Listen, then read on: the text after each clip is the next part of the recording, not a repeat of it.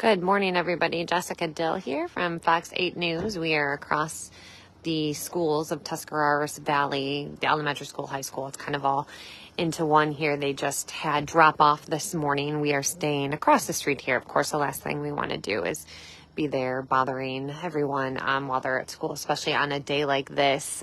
The superintendent said that they didn't want to cancel school today because they wanted a place where people can go to be together. They don't want any kids sitting at home trying to deal with this alone. So they want to make sure there is a place where students and staff can come together and really just cope with this together. If I'm talking about the bus accident that happened outside of Columbus yesterday, 6 people were killed. 3 of them were marching band students from the high school. And then 3 adults were in a car following the bus. It was a teacher, a high school teacher, and then 2 parent chaperones. So everyone in that third car that was involved in the accident was killed, as well as 3 of the high school students who were on the school bus. There were 20 students also taken to area hospitals, different Columbus area hospitals. And of those 20, 18 of those students, as of last night, the last update we got, 18 of those students were able to leave the hospital and go home. The 2 who were still in the hospital were in serious condition, but with non-life-threatening injuries. So there is a lot that people are dealing with here. Stacey Fry is kind of doing the nuts and bolts story, and she did a Facebook Live right before this, if you want to go back and watch that one. But ultimately, this school, this community, it's a tiny community, and it is something that they are now trying to figure out how to cope with something like that. This isn't just the death of one student or the death of one teacher. This is 3 students from the marching band, a high school teacher, as well as 2 of the parents who were chaperoning as well. So just devastating for so many involved. They did have a candlelight vigil last night. They held it at the football field, where the entire community really packed into the field over there.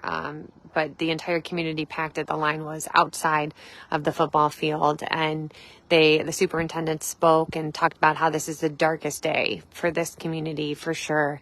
And he said it was the worst day of his life to hear about all this. And they announced all the names of these 6 people who were killed, and they lit a candle in honor of each of them. And, they said it's not really about healing right now. It's about grieving. However, they are making sure that the kids and the staff here have the resources needed to be able to handle something like this. So we were just speaking to someone from the sheriff's office who was over here and telling us that they do have emotional support dogs here. Some of the dogs are in with the high schools, and because, as you know, dogs can make so many people feel better just to be able to pet them and be with them. So they do have the emotional support animals here, and they also have pastors here. They have grief counselors.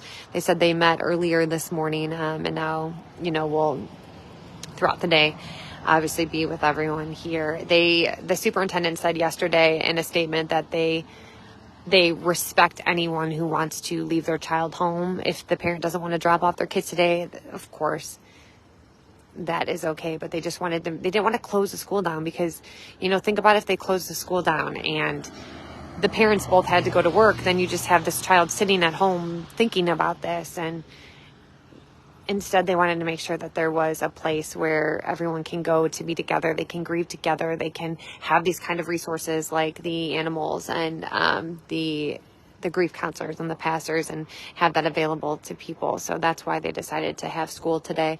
But again, 6 people were killed in this bus accident. Yesterday morning, they were going to this big school conference, and actually my photographer was telling me that, every now and then, they have this big state conference, and it's great for the schools to be picked to do things. So the marching band was picked to go and perform at this. So it was an exciting time for them. And, sadly on the way there, that's when this horrible accident happened. So, 6 people were killed. 3 of them, 3 of them were marching band students on the bus.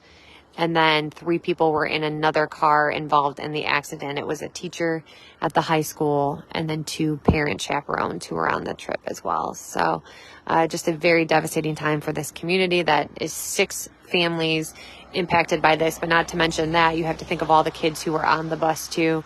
Again, 20 students were taken to the hospitals, area hospitals. 18 have been released. 2 students are still in the hospital with serious but non-life-threatening injuries.